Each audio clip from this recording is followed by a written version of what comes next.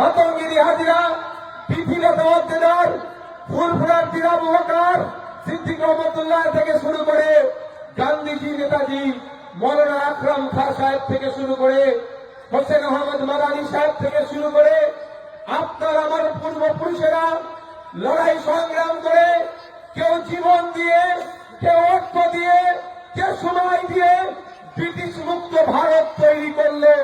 তারপরে বাবা সাহেব আম্বেদকরের নেতৃত্বে 2 বছর 11 মাস 18 দিন অক্লান্ত পরিশ্রম করার পরে আপনার আমার হাতে একটা দেশ কিভাবে চলবে কিতাব বই তুলে দেওয়া হলো, গাইডলাইন তুলে দেওয়া হলো, যেটা 1950 সালে আমার দেশ অ্যাডাপ্ট করলো। তার নাম হচ্ছে সংবিধান। সেই সংবিধানের যদি আমরা সঠিকভাবে ব্যবহার করতে পারি, এক একটা অনুচ্ছেদকে, এক একটা ধারাকে, আর্টিকেলকে যদি আমরা মান্যতা দিয়ে চলি, আমাদের সামনে কেউ পেরে উঠতে পারবে না, আমাদেরকে কেউ আটকাতে পারবে না। সংবিধানকে সামনে রেখে সুপ্রিম কোর্ট, হাইকোর্ট, জাজেস কোর্ট, সংবিধানকে সামনে রেখে ট্রাইব্যুনাল তৈরি হয়েছে। সংবিধানকে সামনে রেখে প্রধানমন্ত্রী, রাষ্ট্রপতি, মুখ্যমন্ত্রী সবটাই তৈরি হয়েছে। সংবিধানকে সামনে রেখে আপনার আমার ভোটদানের স্বাধীনতা হয়েছে। এই যে ভাই বলছিলেন পুলিশি অত্যাচার, একটু আমি শুনিয়ে দিতে চাই।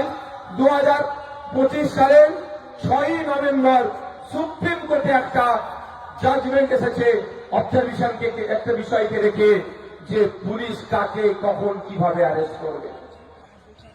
সেই জাজমেন্টে বলা হচ্ছে আপনাকে গ্রেফতার করলে লিখিত দিতে হবে গ্রেফতারের কারণ। কি করতে হবে? লিখিত দিতে হবে গ্রেফতারের কারণ। কোর্টে প্রডিউস করার 2 ঘন্টা পূর্বে হলে আপনাকে সেই কাগজ বুঝিয়ে দিতে হবে। কিন্তু আজকে আপনাকে বলুন, রাতের অন্ধকারে আপনার বাড়ি মহিলা সদস্য থাকার ফলে রাতের অন্ধকারে আপনার বাড়ি এসে তাণ্ডব চালিয়ে কাউকে তুলে নিয়ে চলে গেল। কি আপনি বিরোধী দল করেন, আপনি অন্যায়ের প্রতিবাদ করেছেন, বা আপনি XYZ করেছেন। কিন্তু আমরা যতটুকু জানি, পুলিশ কোড অনুযায়ী যদি রাতের অন্ধকারে রাত্রে যদি কোনো বাড়িতে যায় বা দিনের আলোতে কোনো বাড়ির মধ্যে যদি প্রবেশ করে, মহিলা পুলিশকে সাথে নিয়ে প্রবেশ করতে হবে। এটা আজকাল আর দেখাই যায় না। অন্যায় কাজ করছে, এই অন্যায় কাজ করলে কি করবেন? আইন হাতে তুলে নেবেন? একদম না। এর বিরুদ্ধে আটকাতে হবে। সেই জন্য এই অন্যায় কাজ না হয়, আপনি ভোট দিয়ে পুলিশের যিনি DGP, director general of police, পুলিশের যিনি সর্বোচ্চ কর্তা, তার মাথায় একজনকে বসিয়ে দিয়েছেন। তার নামটা হচ্ছে পুলিশ মন্ত্রী। পুলিশ মন্ত্রী আমাদের লোক, মানে ভোটারের লোক। সে নজর রাখবে তার আন্ডারে পুলিশগুলো সঠিক কাজ করছে কি ভুল কাজ করছে। পুলিশ মন্ত্রী সবসময় সজাগ থাকবে, পুলিশ ঠিক কাজ করছে কি ভুল কাজ করছে।